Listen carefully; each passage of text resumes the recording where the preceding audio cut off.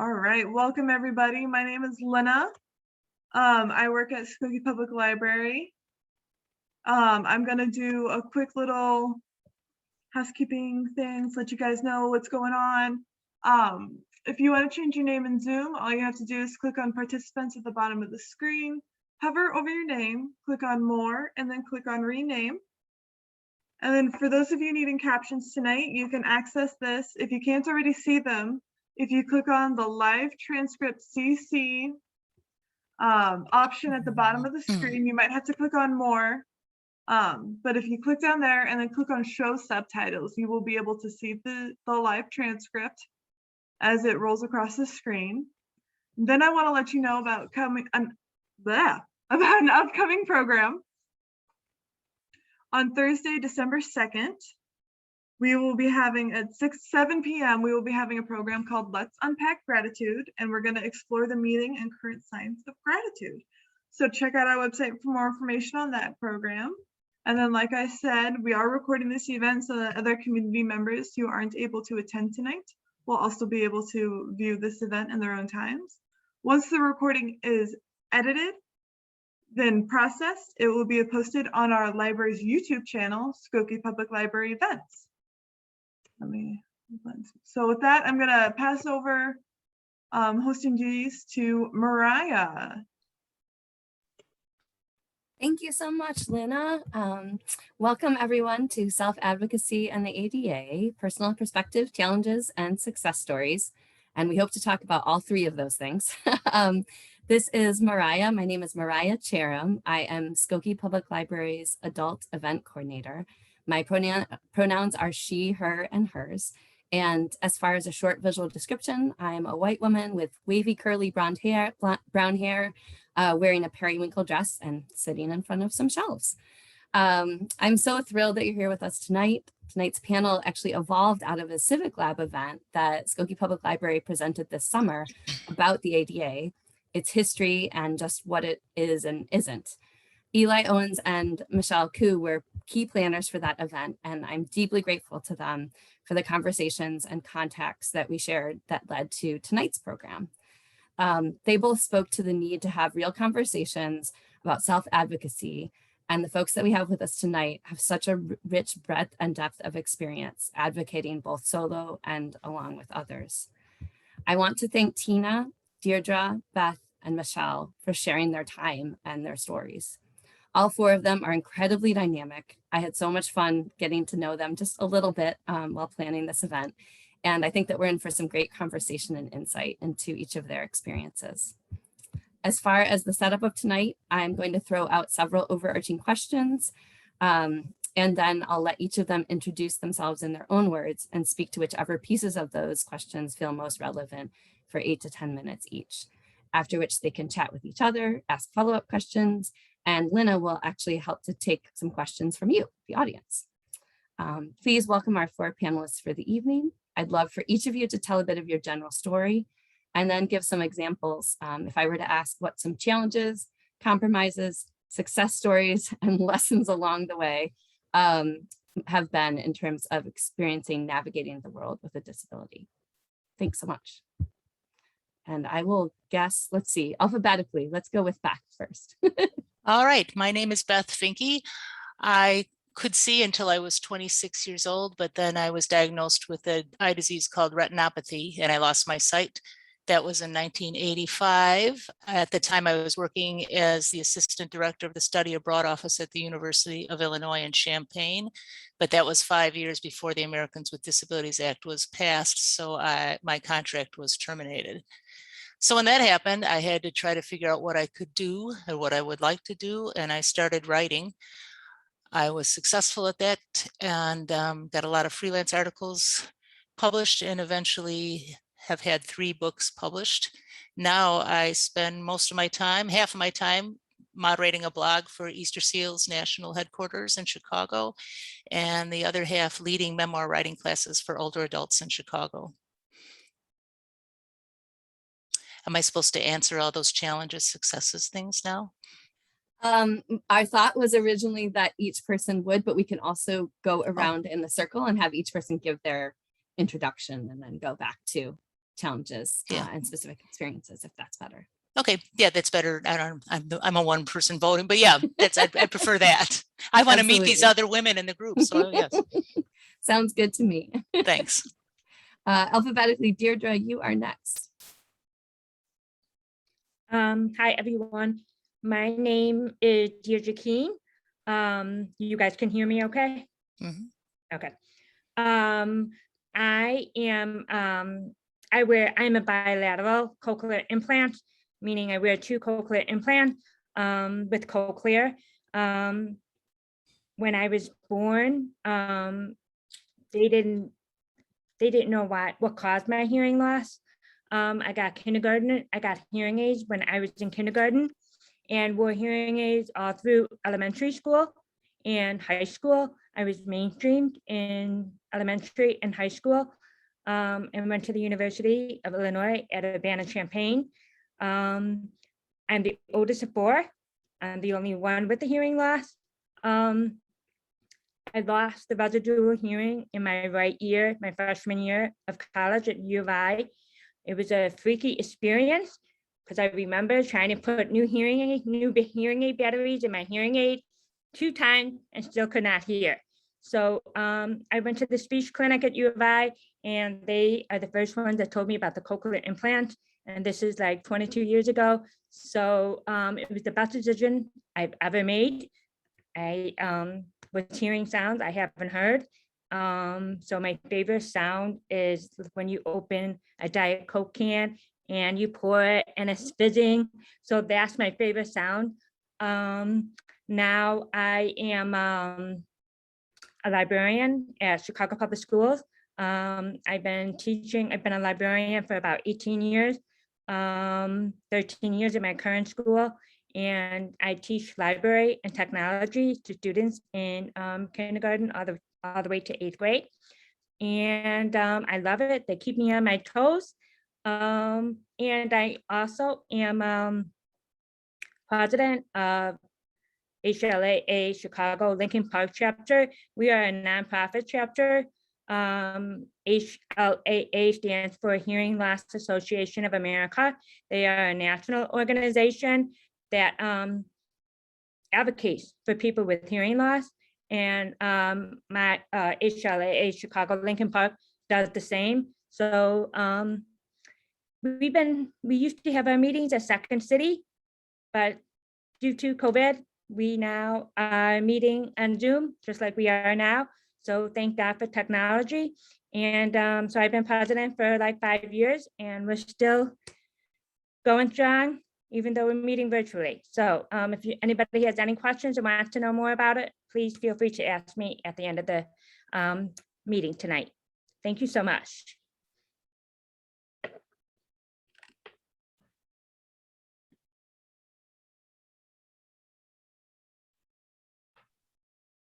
Michelle, this is Mariah. Michelle, would you like to go ahead? Sure. Hi, this is Michelle Lee. I use pronouns of she, hers. Short visual description, I'm an Asian woman in her 30s. And today I'm wearing a gray sweater and sitting in front of a virtual background of books because appropriately for the library. I love that we're also going in alphabetic order because, library, love it. So my disability is in 2003, I had a car accident. So I was driving down the road and then woke up in the hospital paralyzed because I had a car crash. So not ideal, obviously. But it's been a while for me to kind of adapt and kind of be comfortable and be, I guess, okay with me having a disability. And it's been a journey.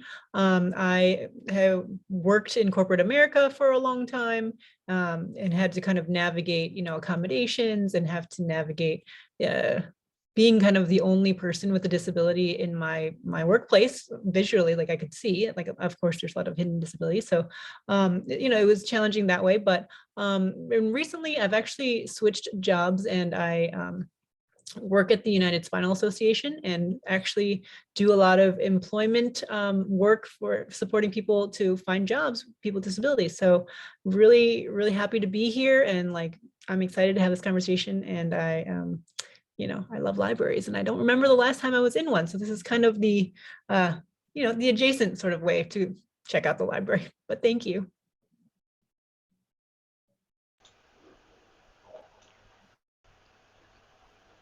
So I guess I'll go next. My name is Tita Childress, and I feel so honored to be part of this panel. I use she, her pronouns, and I'm also an Asian American female with brown skin, brown eyes, wearing colorful half-rim glasses, and I have shoulder-length black hair streaked with gray, which I like to call COVID ombre, when I started dyeing my hair during the pandemic. I am wearing a black top, and there was a plain white background behind me. So it's kind of funny being part of this panel for Skokie Public Library, because I did grow up in Skokie, and I attended what was, excuse me, known as Fairview North, which is now, I think it's a Jewish academy or something. It's right there on Howard. I'm not sure what kind of school it is now. And then I went to Fairview South. I am also a proud Niles West alumni, and I came down here to Champaign. Holy connections here with Champaign. Beth was in Champaign. Deidre was in Champaign. That was blowing my mind. So I came down here for college in the 80s, and I never left. My parents are still in the same house there in Skokie, so I'll be up there next week for Thanksgiving. Just a little bit about Skokie Public Library. I have to talk about it a little bit. I mean, my fondest memories of Skokie Public Library is like all of the hours I used to spend there after school doing homework. We used to use things called the card catalog before there were things like Zoom, and I used resources called encyclopedias, I'm doing air quotes here, for papers that I typed on something called a typewriter. And so it was really fun going back to Skokie Public Library when I would visit my parents and my kids were little. They're now 20 and 15, and to just show them this place that really kind of opened up my world. I am an audiologist by profession, and I am also a late deafened adult as a result of autoimmune inner ear disease. I was actually already an audiologist, and then I had a really high fever and I got sick and lost my hearing over the course of about 9 months. I used hearing aids for about another 9 months before I got my first cochlear implant, and now I have 2. And so, Deidre, you talked about going to the U of I Speech and Hearing Clinic. That's where I was. I think I missed you by like 1 year because I graduated in 1998. So I was doing mental math, like going back 21 years or so. And I think it was right after I graduated. I am also fluent in ASL, and I appreciate that I can use my eyes and my ears to communicate depending on the situation. I also love technology, and I have a lot of hearing-related gadgets, probably more than most people should have. And I also love teaching others how to maximize technology, whether it's low-tech or high-tech, to meet their needs. And I've created some online resources, which I'll probably just type it in the chat box so that it'll be easy for people to access. And another quick Zoom tip, in addition to being able to turn on the subtitles, if you don't want to keep looking up and down like to the subtitles on the bottom, you can actually click and drag them wherever you want on your screen, which is a really nice feature to have. So thank you so much for inviting me. This is Mariah. Tina, that was lovely because just as you were saying that, I noticed that it transcribed as a very nice future to have. and I like to think that features like that will hopefully make the future a little bit nicer. So thank you so much, everyone, for chiming in and telling us a little bit about yourselves. When we originally started talking about this panel, we had some framing questions. So I'll go ahead and read through a couple of those questions, and then I'll turn it back over to each of you. We don't have to go in alphabetical order. Whoever wants to speak first to some of those questions, you are welcome to. As I said, Tina calculated out that if we were to do it person by person, we'd have about 8 to 10 minutes, but we can do it that way. But there's also some room for some give and take as well. Some questions that we were thinking about and talking about. are as follows. What was a specific time that you had to advocate for your accessibility needs, and what were the trickiest barriers? I'm sure we could spend 3 hours just on that. Talk about a specific frustration or victory. What have you learned, good or bad, throughout advocating for yourself and others? And can you think of a time when something that you highlighted as an accessibility need ended up helping a much larger group of folks?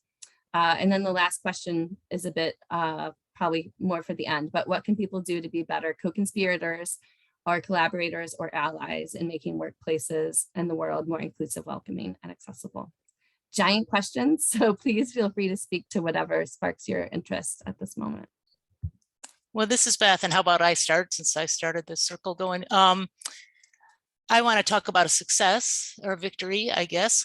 In 2007, this was happening to people in wheelchairs in Chicago. People who with disabilities were not being picked up by cabs like they as regularly as they should be. Cabs would see you had a wheelchair. Cabs, I learned that I'd stand on the sidewalk with my seeing eye dog if I was with a sighted friend, and the sighted friend would go in the street and wave down the cab. The cab would stop, and then they'd see that I was with them, and then they'd just drive off. So this happened to me. I swim laps at the Hilton Hotel on Michigan Avenue, and I was done swimming and I wanted to catch a cab. The trick with this is if the cab driver doesn't take you, the cab driver has to say, "I'm not taking the dog." And so they have to say it out loud. And so this worked because I had a doorman. It also worked when that happens, you have to get their license number down, and I can't see their license number. So until this happened in front of the Hilton, I wasn't able to pull this off, but I told the doorman, get the address, get the license number. I called the city, the Chicago has, I don't know if it's still, they had a Department of Consumer Affairs. That's who you call. I called them and reported this. And the cab driver got a lawyer, so I had to physically go to court to explain what had happened. The doorman was also called, but it's kind of like Zoom. He was able to just call in his story about what happened that day. And the cab driver was fined $200 for not picking a person up. And then $500 in addition for not picking up somebody with a service dog. Plus he couldn't use his license for a month. And to be honest, I felt kind of bad about this because I like cab drivers and I have conversations with cab drivers all the time. And I didn't like the fact that he wouldn't be able to work for a month, but I thought, maybe he'll talk to other cab drivers. Maybe they'll talk to other cab drivers, and this will get around that you better pick up these people because otherwise you're going to lose your license for a month. Since then, I have had very few, well, the day I went to court, that cab driver didn't pick me up when I went to go to court. So that was, but I have far fewer problems with getting cab rides. So that was my success story. And I'll do the challenging one later. This is Michelle. So I can share, I guess, a success story, but that's hard to follow, Beth. I didn't sue anyone, but so in my first job, I worked for a large financial services firm, very big office in a major, downtown high rise, had a lot of resources, and I use a power wheelchair because remember, paralyzed from the car accident. And I had trouble accessing the bathroom on my floor. There was not a bathroom that accommodated my wheelchair. Even though there was a wheelchair stall in the bathroom, it was just teeny tiny. I could barely close the door. I guess maybe my wheelchair is bigger than others. I don't know, but definitely could not get into the bathroom. The door was heavy, wasn't able to open it because I don't have finger function, paralysis from the car accident. And so very difficult to use the bathroom, and I had to use the bathroom on the CEO's floor because, fancy offices, nice big bathrooms on the CEO area. So I'd always have to every day go, out the different doors, go up and down the elevator, navigate to find the bathroom. And then, for a long time, I had to kind of advocate for hey, let's get our bathrooms on the floor accessible, right? Why is this not okay? And it took years because they had to renovate the bathroom and, all these things. But Eventually, was able to use the bathroom on my floor. They actually made a gender neutral bathroom, which is, also a single bathroom that would accommodate the wheelchair, but also, had a push button and everything that could open the door automatically. And I think everybody benefits from that, since, who doesn't like to go to a single bathroom, a single stall bathroom? As in the before times when I went to the office, everyone would want to use that bathroom, and I would then have to wait, which was annoying. However, so I don't know, win, but also it benefited everyone, and, had to wait. So thanks. So I'll go ahead and I'll go next. I'm going to talk about theater. So I was really active in the pit at Niles West during my high school days, and this continued through college and into adulthood. Not only like playing piano for some different courses, but seeing lots and lots and lots of shows. In fact, my daughter is now a theater major at the U of I, so I'm really proud of that. But as a person that's deaf or hard of hearing, there have been some challenges because I can't always hear, what's happening on stage. So I've been pretty active in advocating for access, for straight plays, where it's just acting as well as musical theater. I've been active in that here in Champaign, in Chicago, and I feel really lucky that I was also kind of tapped to do some similar advocacy in New York with some of the Broadway League theaters. So, we have productions that not only have ASL interpreters, but I think a lot of people don't recognize that you can also ask for captioning for shows. And, when we think about the people that are deaf or hard of hearing in this world, a majority of them use captioning as opposed to knowing ASL. And I feel like I'm always trying to get the word out to let them know captioning is an option, and this is a slight aside, you can also ask for captioning in a hospital setting, with masks and all of that. It's really, really hard to understand healthcare people. And I feel like people don't realize that that is also another option that you can ask for. Just a little bit of information about captioning. There's two kinds of captioning. One is called open captioning, which is kind of what would be like if you go to a movie theater and there's captioning on the screen. That's called open captioning because you cannot turn it on or off. Okay, and this is the kind of captioning that they have at the Broadway and Chicago shows downtown. The second kind of captioning that you have is called closed captioning, and that's the kind of captioning that we are seeing right now here in Zoom. It's called closed captioning because you can turn it on or off. Okay, so in New York, for the different shows that have captioning there, they use a closed captioning system in that you use an app on your phone, or you have a handheld device that you can also check out. And so with open captioning, you kind of have to sit in a particular place so that you have a good line of sight. If you were to use these closed captioning systems in New York, you can sit in any seat in the house and be able to view the captions on your device, there are pros and cons to that. Definitely, I have heard comments, sometimes good, mostly good, sometimes bad, about open captioning. I know that when Hamilton was there in Chicago, lots and lots of people appreciated having open captioning for understanding Hamilton because that is a fast show with a lot of words. If you don't know about the newest Marvel movie that just came out called The Eternals, there is a Chicago native named Lauren Ridloff who is a deaf actress, and she plays Makkari, Makkari, and she is a deaf superhero. And so when that movie was released, there were a lot of open caption showings, and also, if you didn't know, AMC Movie Theaters has committed to a lot more open caption showings, not only for Eternals, but for other movies as well. So I can see many people benefiting from that. And so that's just, one success story of being able to to advocate for access in theater. Okay, I guess I'll go next.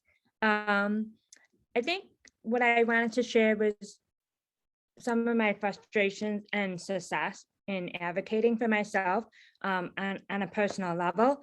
So as I mentioned before, I'm a teacher. So we went back to school last February in person, and that was with a small group of students. You know, some of the students came in school and some of the students were online. And it was really nice because I only had very small class sizes, like 10 students in person, and when usually I'm used to 30. So mask was a big problem. It was a big barrier in understanding my students and my fellow colleagues. So I wear 2 cochlear implants, and I have cochlear, and a mini mic 2 accessory comes with cochlear implant. And if I can show it, I can pull it out and show it to you, but it's a little black device and it pairs with my cochlear implant. So if I give the device to the speaker, their voice carries directly to my cochlear implant, which is so cool. So I would just put it on my students' desks to hear them because I had such a small class size, and it worked beautifully. It was a lifesaver. I would just hand it to a fellow teacher if they were asking me something. It was great. And now all the students are back. So now I have all like 30 students in a classroom in the library. So I'm like, oh, well, what am I going to do now? You know, and I need to be able to understand them. And I am just like grateful to say that I have a supportive administration who know about my hearing loss. And so one of the options that I have is to use, the kids have Chromebooks, and we use Google Meet. And Google Meet also has captioning, just like Zoom does here. So the captioning on Google Meet has been awesome. But I'm still want to hear them, you know, I'm still like Tina, love technology and want to be able to have as much as I can to do my job effectively. So I was on Facebook, and I'm in a Facebook teachers group, for those of us with hearing loss. And one of the teachers was saying how she has an accessory called the Roger microphone, the Roger Select microphone, and she has 2 of them, and she takes them to 2 stools in her classroom and was able to hear her students. I'm like, what? So I asked my audiologist, and she was like, yeah, a couple of my patients love them. I'm like, what? Like, I didn't know about this.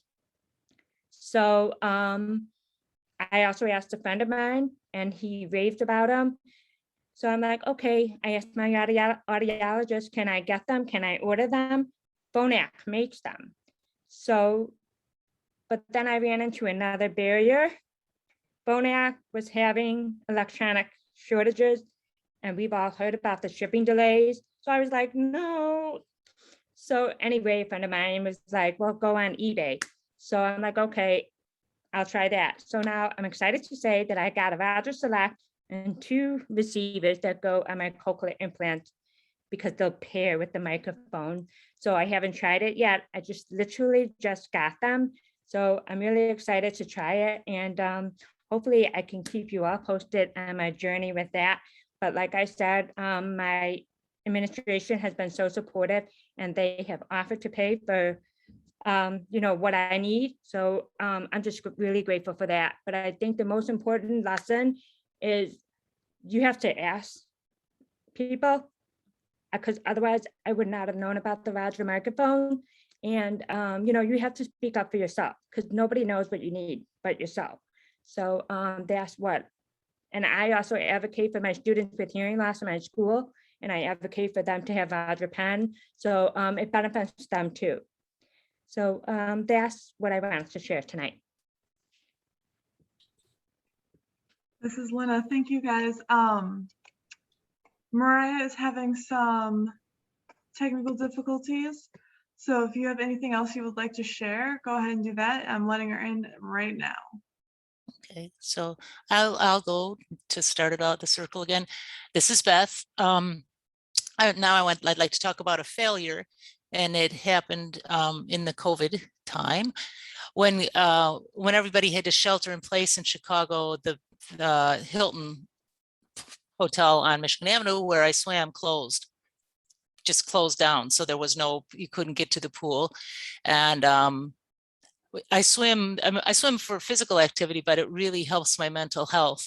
And after a while, I was really getting down in the dumps and, I really needed to swim. I tried Export Fitness. I went there to see, I went with my dog and I said, I'd like to swim. And they said, well, we don't have a policy for service dogs here. And I thought, well, have you read the ADA? But they said I should call corporate. I called corporate. I never heard back from them. And then I just thought, I don't really want to swim somewhere where they are this ignorant. I tried other places nearby where I live, and many of them just didn't have indoor pools. They had a fitness center, but they didn't have a pool. So finally, when we got our stimulus checks, I was very fortunate that I could work from home for my Easter Seals job, and the writers in my classes all learned to use Zoom. So my memoir classes continued. So I was getting paid during the COVID crisis, but I still got a stimulus check. And I thought, well, what could I use this for? I thought, I am going to spend this money and go to some fancy private club in Chicago where I'll become a member. I'll pay the expensive thing and go there, because then they'll be nice to me like they are to the rich people that go to that club. And so I don't know much about any of these clubs, except for I knew of the one where Oprah used to go, and I'm not going to name that, but that, after the Oprah show, to say Oprah works out at blah, blah, blah. So I went to that one. On their website, it said they would give me everybody a tour. So I called and could I have a tour? And I wanted to have my dog go with me on a tour to make sure my current dog I brought home a month before the sheltering in place. I was training with her, so she really hadn't been out, and I wasn't sure how she'd be by a pool. So we did the whole tour, went by the pool. She was very good. And then the people, the board of directors, the building permit, all the people at this fancy club had meetings every week and just kept coming back to me at reasons why I couldn't come. They were afraid somebody might be afraid of a seeing eye dog. Where I would have her sit while I swam isn't near stairs, and that has to be for fire exit, et cetera, et cetera. They just kept coming up every week with another reason they couldn't have me swim there. Eventually, I kept fighting for it. I was getting that same mood, though. I thought, I don't know if I want to pay a lot of money for somewhere that's being this way. In the end, they had their lawyers look into it, and they found the ADA has two rules that don't work together well. One rule says that blind people can go to health clubs, fitness centers, and if they have a seeing eye dog, their seeing eye dog can go with them. And one place they have to let them go is poolside. That's specified. They have to be allowed to come poolside if somebody is swimming. But there's another rule that says the person using the seeing eye dog has to be in control of the dog at all times. And if I were swimming a lap and coming back and swimming a lap, my dog would be hooked to the little railing and I would be far away and couldn't. So they got me on that. And that was a failure. I don't consider it a failure. Now the Hilton is open again and I'm swimming there, and they're perfectly fine having my seeing eye dog there poolside. I don't know if they just don't know the rule, but we were happy there. So I guess it's a failure on that club's part, but that's what the ADA says, so that they could use that. I don't know if it's a failure, but it's disappointing that someone would go to that much trouble to not let me go and swim. So that was my sad news. And I'm done with that.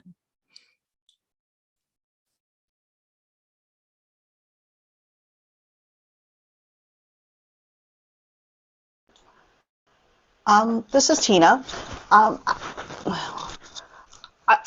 don't want to say that I've never had a failure, but I feel really lucky that I am in a job where I'm happy for Deidre that she doesn't have to fight her administration, but like for me, if I need anything, I get it.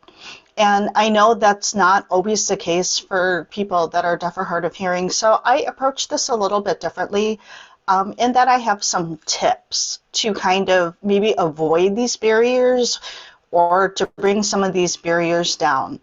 And the first one is, if you are a person with a disability, have what I like to call an elevator speech. And that means that you are able to articulate exactly what you need. And sometimes we found that people don't know what they don't know. Like they don't know that they could ask for captioning if they go to a doctor's appointment, if they're having a hard time understanding that doctor that has a strong accent that is wearing a mask. And they're afraid they're not going to understand what they need to do for surgery or what their medications are supposed to be and things like that. And so the other advantage to having an elevator speech is you are in control of your own destiny. Rather than people deciding for you what accommodation you should have, you are telling them exactly what you need, and you're kind of cutting them off. I did have kind of a story where I was going to go on a cruise, or I went on a cruise with my family and another family, and then my friend from that other family is also deaf, but she doesn't sign and she doesn't hear very well, even with her hearing aid. And I asked for captioning, and they kept coming back with, we can give you sign language interpreters, or we can give you assistive listening devices. Those were the only two things for some reason that they wanted to give us. And I'm like, no, that's not what I'm asking for. And so there were many emails that went back and forth. I have the knowledge to look up the law, to have people that are friends that know the law. There was actually a lawsuit against this cruise line for this specific reason. I'm like, dude, you guys lost this 5 years ago, and you're trying to, they're not talking to each other. So long story short, we eventually got captioning, but it was only because I knew how to advocate for it. Now, my friend, this was her 7th cruise, and she had never asked for captioning before.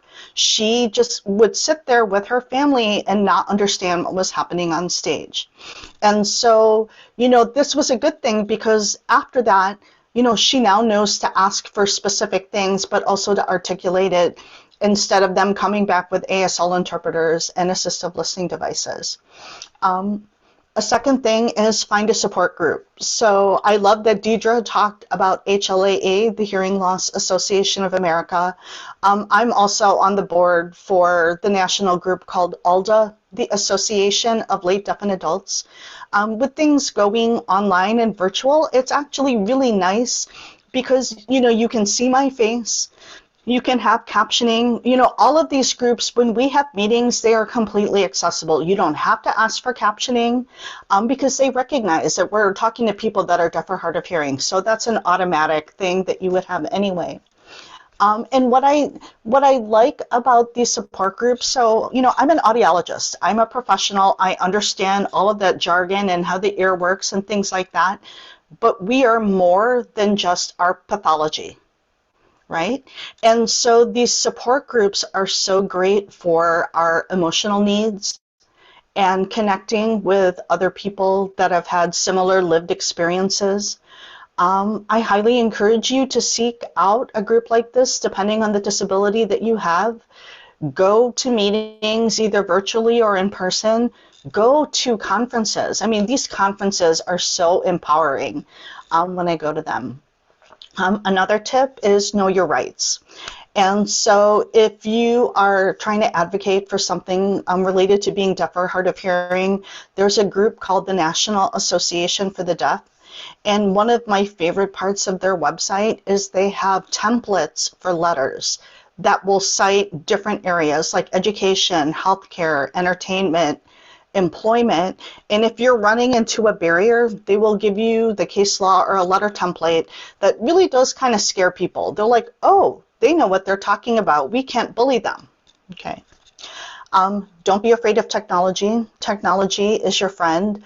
And people have different levels of comfort with technology. Some people like no tech, some people like low tech, some people like high tech. But there are lots of things that are out there now that can help people with disabilities. And then I think probably the last thing is to give yourself grace. Because there are just times when you run into a barrier or you're not successful or you're just tired. You know, as someone, as a late deaf and adult, I remember what it was like to hear. And it seems like, Michelle, was an adult when she had her accident. Beth was an adult when she lost her hearing. Deidre, has had like a progressive kind of hearing loss where she started out with a different level of hearing. And there are just times when we're just like, I'm tired, and that's okay. I actually wrote a blog post called Shifting the Communication Burden because I was so tired of going out in public places and not being able to understand people behind masks. So every once in a while, what I do is I go out and I call it Duff O'Clock. That's when I take off my cochlear implants and I just go. And you know what happens? When I go to the grocery store and I point at my ears and I shake my head like I cannot hear, you know what happens? All of a sudden, the cashier is gesturing. They're pointing at, the prices for my groceries. They wouldn't have done that because, well, when they hear my speech, especially, because people don't, Michelle talked about a visible disability versus an invisible disability. And for me, if you look at my yearbook picture from 1988, I pretty much have the same haircut. And so I'm not, trying to hide my cochlear implants and my, my speech doesn't seem to be affected, but it just changes. And I can, we call that like hearing passing, which, has its pros and its cons. So I guess the big point of that, though, is give yourself grace. There's always going to be times when something is hard and you're frustrated. Talk to other people, get that support that you need. Go swimming, like what Beth would do for your mental health. For me, when I get really, really frustrated, show tunes magically appear on my Alexa, like really, really loud. So yeah, and that's what we do here. So anyway, that's all I have. This is Michelle. So I just kind of want to piggyback on what was said earlier. I think we really need to band together, be allies for each other. Like hearing Beth's story, I'm really angry at that club. I know which one that is. I'm going to go there with all of my friends with dogs, and we're going to show up and we're going to make sure that we can all swim. Like what the heck, right? Like we need to be allies for each other. We need to band together and we need to make change. Like, for example, one struggle that I have every time I fly to go anywhere, my wheelchair is damaged. Like the airlines treat the wheelchair like luggage. You know how luggage is thrown about and everyone's trying to hurry and make the flight. And, I cannot travel without completely being terrified of not having a wheelchair when I land, or completely, it's destroyed and I can't use it, or it's just damaged and, I have to be pushed around, or, worst case, I don't have a wheelchair. Then what am I going to do? And, it's not great because my family, they don't live in Chicago. My brother's in LA. My sister's in Germany, and I would like to see them more. And because of just how like the industry is, it doesn't favor folks with wheelchairs. And I think it's more and more becoming an issue in the news because people are speaking up and people are saying something. But we just need to be allies, and you can't just let it go. Let's do stuff about this. This is not okay. Let's champion captions for everywhere, even though I don't need them. At my previous company, I would always ask for captions, like for every video the CEO posts, for every Instagram post that they have. Like, I'm like, where are the captions? What's going on? And we have to be allies, we have to stick together. I totally agree, Michelle, about captions everywhere. My sisters are hearing and my brother is hearing, and my parents always put the captions on the TV. And my brother swears that we are such good spellers because of the captioning. And I think I can see that we are good spellers. I can just share one more story that a small story about a success I had. I had to go to the orthodontist to get Invisalign. And I had a hard time understanding the orthodontist with those, like, the N95 masks and the secretaries with their masks. I'm like, the secretary came in and was trying to tell me something, and I'm like, I don't know what she's saying. So I went on my cell phone and I had the live transcribe app. And I'm like, you know what? Let's just try this.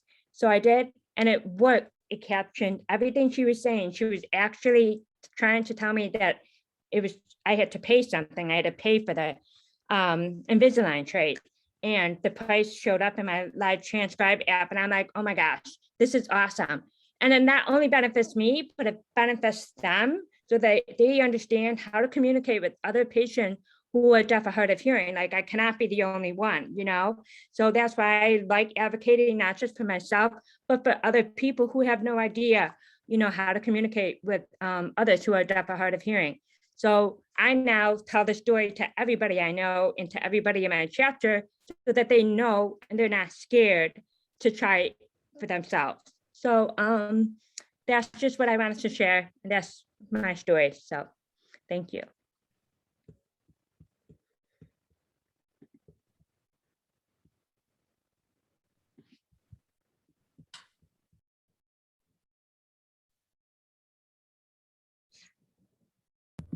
This is Mariah. Deirdre, I love that story just because. Thanks, Tina. I got it. Perfect. I need that mug though. We're 2 years in. You'd think that I would be able to catch it. So Tina just held up a mug that says "You're on mute." Yes. Thank you, Michelle. Thank you. I really appreciate the assist. So Tina's wonderful mug that says "You are on mute" is something that we all need. But Deirdre, I was just going to say, I appreciate the caption thing that you mentioned, the family having the captions on. And I will mention that in my own family, there's a member of my family who does have some hearing loss, but is very stubborn about admitting it. And so anytime I go home and the captions are on, things are a lot clearer for everyone. And it's just really interesting to see how such a relatively small flip of a switch can really help overall.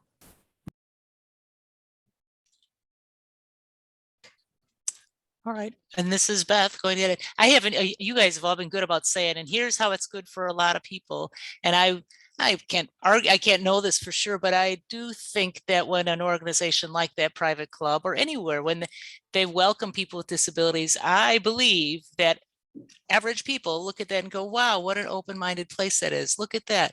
Look at that. And when I was going there and trying it out with my dog, so many compliments, and look at the, and if an organization or a business or a public entity is known to be very welcoming to people with disabilities, I think a lot of people feel welcome there too. I mean, they understand that this is a place that is welcoming to everyone. And I think it suits businesses to be more that way. This is Mariah, now not unmute. And Beth, we have a question that someone posed in the chat that is specifically for you. So I wanted to take a minute to ask you. Laura asked, what does Beth think about theaters and how they help the blind? I love them. Oh, I love live theater. I wasn't a big fan of movies when I could see. I mean, it was okay, but it wasn't but live theater and how they work with the actors and the touch tours ahead of time. I go to more theater. I've gone to more theater since I lost my sight than I did before because of these special programs. I hate to make all of you jealous who like live theater, but if you are blind and you go to the touch tour ahead of time, you can go on the stage. They explain what's on the stage and all that, but the actors come out on the stage and you're sitting the second row and they describe themselves and who they are in the play, and this is the voice I use and all that. So I always feel like I've got more on the ball than the people that weren't able to meet the actors first. And then afterwards, when you go with your sighted friends and talk about the play, I can tell them what the actors said to me.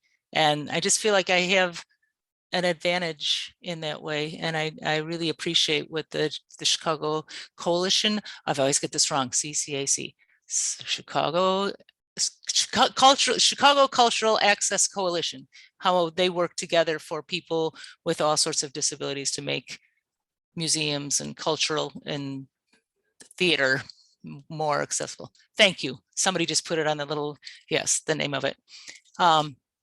They're terrific.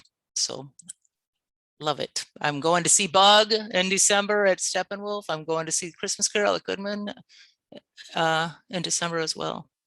Got my tickets. This is Michelle. So I really do appreciate the CCAC as well, but I think I would hope that we could move towards a world where we don't even need those organizations, that, that accessibility is embedded in everything that we do and all the things that we you know, shouldn't just be theater, should be restaurants, should be bars, should be, you know, libraries, should be everywhere. Like, why should there be organizations that have to focus on accessibility? Because tell cruise lines this is what we should do. And I think the issue is there are not enough disabled people employed in these organizations. And bottom line is we need to get people hired into these places. Like, and that's where we can all work together in terms of advocacy. Like, we all have friends, we all have families working in places, and make sure, talk to them, like, how many disabled people do you work with? 0? Maybe that's a problem, you know? That's why your place of business is not accessible, you know, or that's why your theater is not even being considerate, or your cruise line. Like, how many people in power making these decisions are working there with a disability? And so many times, so often, I'm finding none. And that's why I'm really excited about the work I'm doing, like finding people with disabilities jobs at the United Spinal Association, because just working, like, every one more person that we can place. Let's say I can find somebody a job at an airline who has a disability. Maybe that airline will be a little bit of a better place. Like, not completely going to solve the problem, right? But slightly, hopefully. Yes. Amen. Yes. Michelle, you're good at this stuff. You really, yes. Universal design. I mean, it's kind of, it's good for everybody. And as a person, this is Michelle again, as a person with disability, I'm just so tired. I'm just so tired of not being able to access so many things. Like, with my wheelchair, physical spaces are still a challenge. You think after the ADA 30 years, I could be able to go wherever I want to go. No. And, you know, most of the time, like, the bathroom is not accessible, or, you know, there's a few steps, or the elevator is not working, or there's no ramp, or the ramp is in the back next to the dumpster. You know, how is that okay? There's like a sign, there's no sign that says no disabled people, but there might as well be. And that's super discriminatory. And I think it's like infuriating, and I can't fight every fight. And we need to work together to fight each other's fights, because, you know, we're all individually going through our lives with these different disabilities, and, you know, we can't tackle every institution we encounter. So, you know, thank you for everyone who's on this call. Hopefully we can all be allies.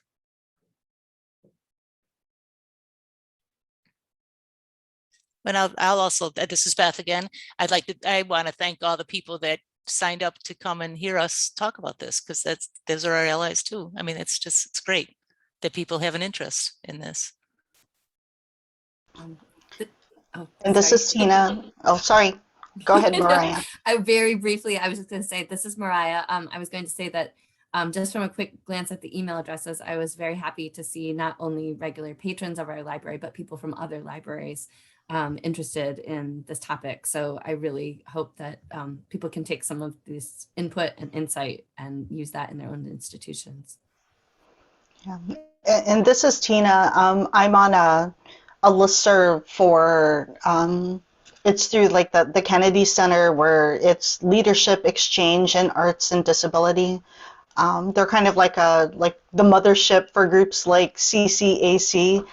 It's a great group, but they did advertise also this workshop. So that was really cool to see that on that forum.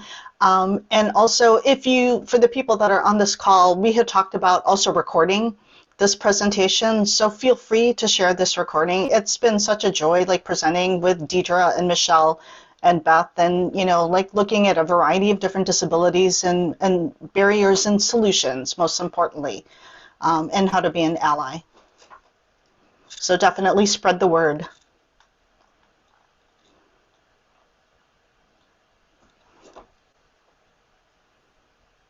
This is Michelle. I know we're almost at time. Does anyone from the audience have questions? Like, more questions? Come on, guys.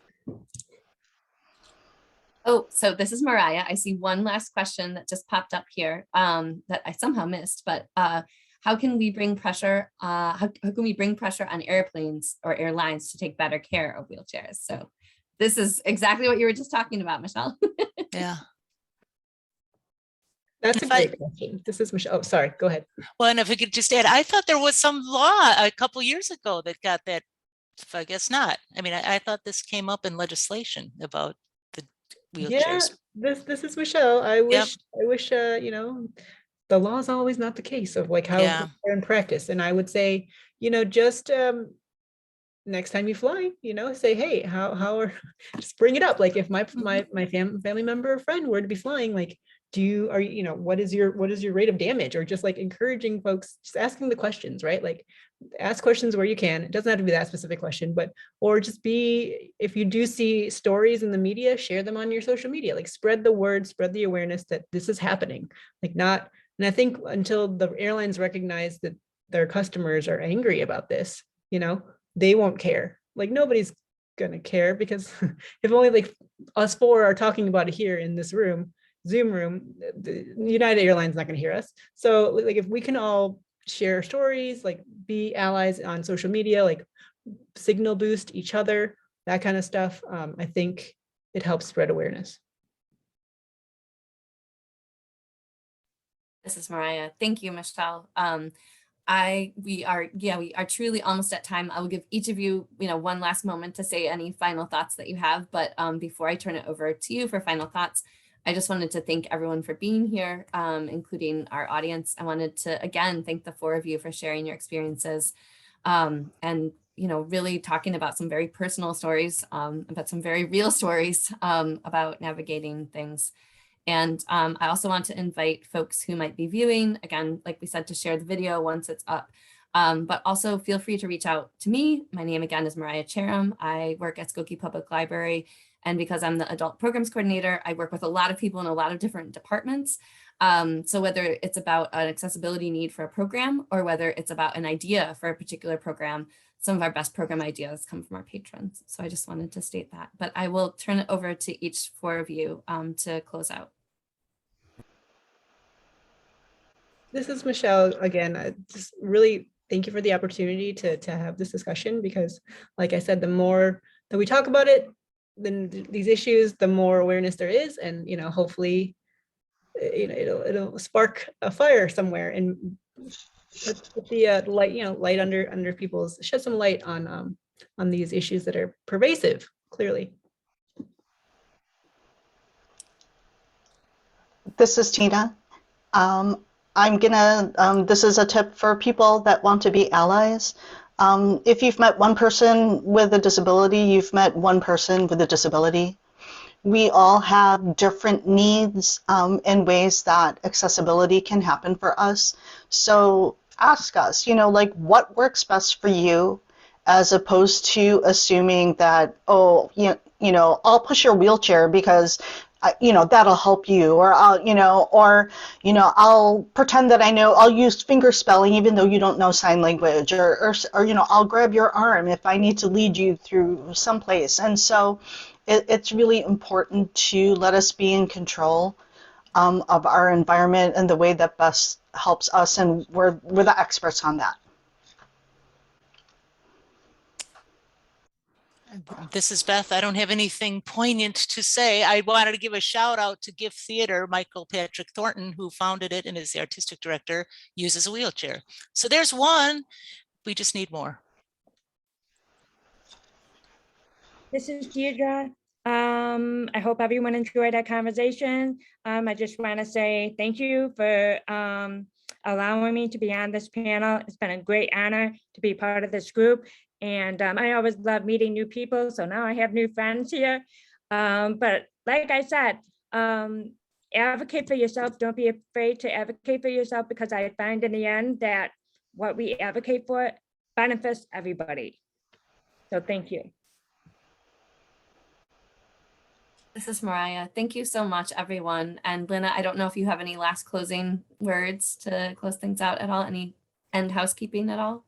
No, I just wanted to thank everybody for joining us and our great panelists. And this has been truly eye-opening and great to listen in on. So thank you for letting me be a part of it. Wonderful. Thanks for Well, helping us. Thank you so much, everyone. Have a wonderful night. Thank you. Thanks. Thank you.